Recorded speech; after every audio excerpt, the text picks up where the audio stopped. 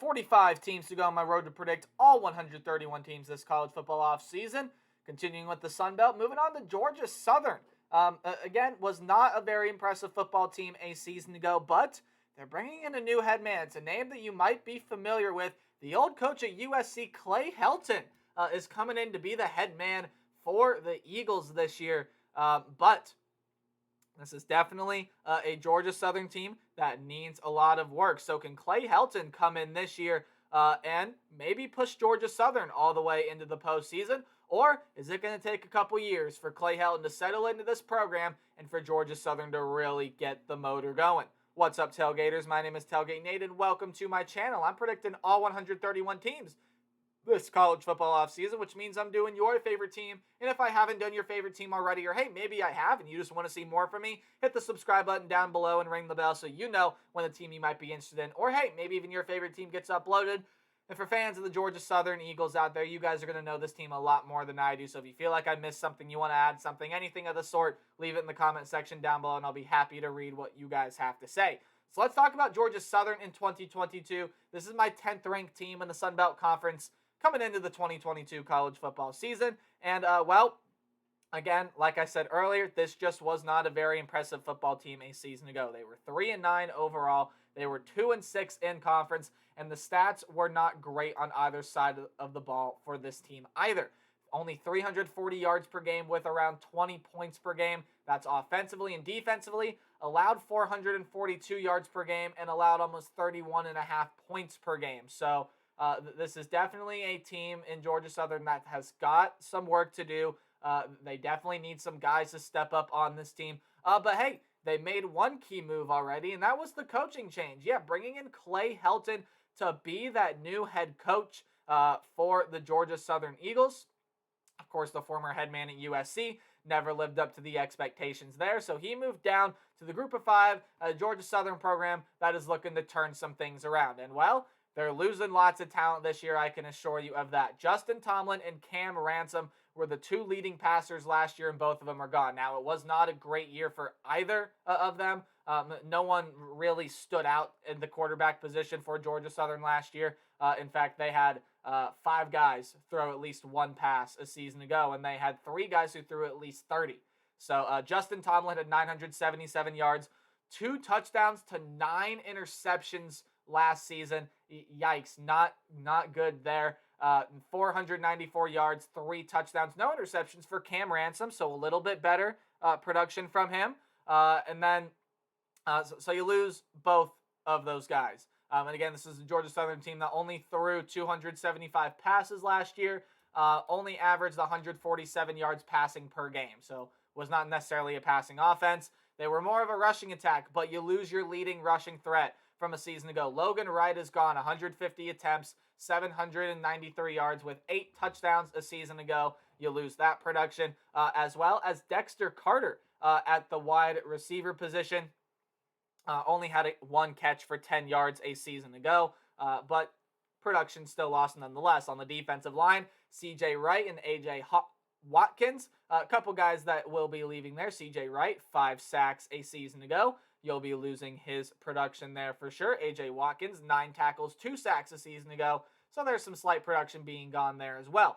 Their linebacker group decimated from a season ago. Eldrick Robinson, Randy Wade, Ben Joes, and most recently, I found out that Michael Edwards transferred over to East Carolina. So those are all guys there that you're going to be missing out of your defensive back group, no question about, or your linebacker group, no question about that. In the defensive backs, you lose guys like Darrell Baker and Deontay Bembry. Now, to give some context for some of those players, Eldrick Robinson, Michael Edwards were 2 of the top 3 leading tacklers last year. Robinson had 74 tackles with 2 passes defended, 2 picks there as well. Darrell Baker had 8 passes defended for this team a season ago. Randy Wade, 31 tackles. So this is a defense that loses some guys. And that is to be certain. Again, it was not a good defense last year, but some of your better players are gone. When you take a look at what's coming back or coming in for this offense, you do have Connor Sigelski coming back for this team. Had 229 yards and an interception last year at quarterback. But the guy that I think is going to get the starting job is a Buffalo transfer. Kyle Van Treese is coming over for this team in what I think most likely is going to end up being Clay Helton starting quarterback and Kyle Van Treese. A pretty solid option for Buffalo in the past. He's coming into the Georgia Southern program looking to take that starting job. In the running back room, you do get some guys back. Gerald Green and Jalen White, couple guys coming back. Green, not to be confused with the former NBA player, 423 yards, 5 touchdowns. Jalen White, 383 yards and 4 touchdowns for him. When you look at the wide receiver position, Amari Jones comes back, 351 yards for him last year. Derwin Burgess, who had 311 yards and a touchdown a season ago. Bo Johnson at tight end had 162 yards, 3 touchdowns. You have a wide receiver tight end combo that led your team last year in Caleb Hood with 497 yards. No touchdowns for him last year, though. Did have 41 catches. And you get a transfer from Houston, and this is huge, and Jeremy Singleton is coming over for this team as well. That's a huge pickup in the transfer portal for this Georgia Southern program. And when you look at the defensive end, on the defensive line, you're going to have guys like Justin Ellis, Dylan Springer, Parker Devine back there on the defensive line. Todd Bradley Green missed all of last season, Todd Bradley Glenn, missed all of last season with, I believe, a torn bicep. Yes, a torn bicep. I have it up here. And he's coming back this year, should be fairly solid. Reed Deadman comes back. And then in the defensive backs, Anthony Wilson, Tyler Bride, Seth Robertson. Some names that you can see back there as well. So Anthony Wilson was the leading tackler last season. You're getting back Justin Ellis, who had 5 sacks a season ago. Dylan Springer, who had 3.5. Tyler Bride had 6 passes defended a season ago. So there are still some guys coming back for this team on both sides of the ball. Some transfers coming in as well. It's a Georgia Southern team that expect improvement in 2022. But taking a look at the schedule, when you take a look at that Sun Belt schedule, which we'll dive into in a minute, probably could end up proving to be the toughest schedule in the Sun Belt Conference this year. But when you look at their non-conference slate, hey, you got a home game there against Morgan State, an FCS opponent. Should be able to start off 2022 with a nice W, but then you got to go on the road and play 2 very tough games. I mean, on the road in Lincoln, probably don't have much of a shot to win there. That's a Nebraska team that this could be Scott Frost's best team yet, and he did not mess around with coaching changes in the offseason either. And then on the road against UAB there as well, a team in Conference USA that is always, always tough to play ever since they brought their football program back. And then you got a home game against Ball State there as well. And that's a fairly interesting game to me right there. I think that's a game that could swing either way for either one of those teams. When you look in conference play, it's brutal. It is a brutal slate. You got road games against Coastal Carolina, Georgia State, Old Dominion, and Louisiana. Then you got to play at home against a newcomer, James Madison, South Alabama, another newcomer in Marshall, and then App State there as well. So, again, I've already kind of mentioned it. Nebraska, this is going to be Scott Frost's best team yet, and it has to be in order for Scott Frost to save his job. But it's a Nebraska team that didn't mess around, added some key additions in the transfer portal, especially wide receiver like Trey Palmer, Isaiah Garcia Castaneda coming in, along with Mickey Joseph being the wide receiver coach, Mark Whipple comes in as that offensive coordinator. Lots of improvement has been made at this Nebraska program. There's no reason why Nebraska can't contend in a wide open Big Ten West this year in 2022. And again, UAB on the road. That's just a solid football team all around for UAB. That's a tricky game to play. Georgia Southern may not have much of a shot there. Should be able to beat Morgan State, I think. And then that Ball State game, really interesting there. Ball State did not live up to my expectation last year after kind of surprising people in 2022. But this is a Ball State team that can put up wins this year. So this is definitely going to be an interesting game here in non-conference play. When you take a look at conference play, though, again, I mean, look at this schedule, and yeah, there are a couple fairly winnable games on the schedule here, but man, look at 5 of those teams on there and tell me those aren't the 5 best teams in the Sun Belt this year. I mean, on the road against Coastal Carolina, on the road against Georgia State, on the road against Louisiana, at home against Marshall, and at home against App State. All 5 of those teams I could very well see in the Sun Belt Championship game in 2022. Now, when you look at that middle stretch, James Madison, their first year in the FBS, we'll see what they look like. I think that's a winnable game. You get them at home. Old Dominion on the road, I think that's another winnable game. Old Dominion, another newcomer to the Sun Belt, and I think it's going to struggle in 2022. And then South Alabama at home. Yes, it's a winnable game, but South Alabama is still a team that can push for a spot in a bowl game this upcoming season. Now, I don't do game-by-game predictions. I do a more percentage-based outlook to help me predict the team's record. So if the game is in red, I really just don't see you winning the game. If the game is in orange, I still don't see you winning, but hey, it is college football and upsets can happen. Yellow are your 50-50 or high upset potential games. Games in yellow-green are games that you should win, but you got to watch out for teams on the other side of the ball, and games in green, I have you winning. So Morgan State probably should be able to win that one there. Again, on the road in Nebraska, I don't like their chances. I think they're going to lose that one. On the road against UAB, more than likely, I think they lose that one. But again, the game is in orange.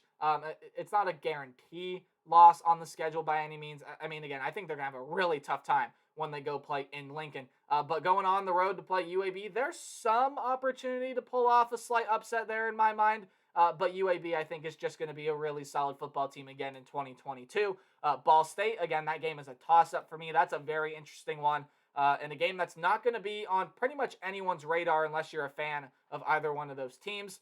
But then you get into Sun Belt play, and the gauntlet starts. I think Georgia Southern has a pretty solid chance to start off 2-2 in Clay Helton's first year. So starting off 2-2 in non-conference play, feeling good, building some momentum going into conference play. But then you look at the conference schedule that is in front of them, and finding 4 wins is tough, and they're going to have to pull off an upset or 2 in order to get to 6 wins in Sun Belt play, in my opinion. Because on the road against Coastal Carolina, on the road against Georgia State, 2 teams that can very well vie for a spot in that Sun Belt Conference Championship game. Wouldn't surprise me to see either of them in there. Coastal Carolina, yeah, they lose a lot from last year's team, but I still think that's going to be a solid team in Coastal Carolina. Georgia State, same thing. That's a team that has a pretty tough non-conference schedule, but once they get into conference play, I think Georgia State's going to be just fine. When you look at the end of the season there, game against Louisiana, that I think Georgia Southern's going to have a hard time with as well. At home against Marshall, at home against App State, no different. Again, I could see any 3 of those teams in the Sun Belt Championship game. Winnable games for me, though, are in the middle. James Madison, Old Dominion, and South Alabama. South Alabama loses their best offensive weapon in Jalen Tolbert this year, and if the defense can improve for Georgia Southern from last season, maybe they can give South Alabama a run for their money when they get him at home. Same thing with James Madison, although I really like what James Madison has on this team. It'll be interesting to see how they do for their first year in an FBS schedule. Maybe they can push for 6 wins again. They only play 11 games, though, as they are an FCS team transferring into the FBS level. You only play 11 games. And then Old Dominion, like I said in my Old Dominion video earlier today, I think Old Dominion is a team that is going to struggle for wins this year. But you got to go play them on the road. It's an Old Dominion team that has guys that can pull out some wins.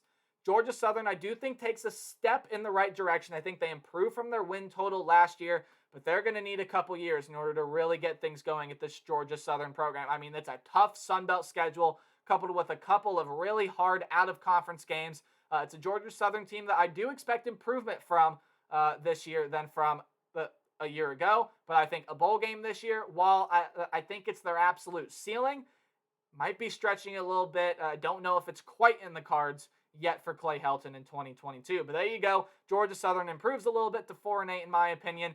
Let me know what you guys think about the Eagles in the comment section below. And remember to like, comment, subscribe, anything like that to help support the channel. Remember to play hard, but tailgate harder. I'll see all you guys in the next video.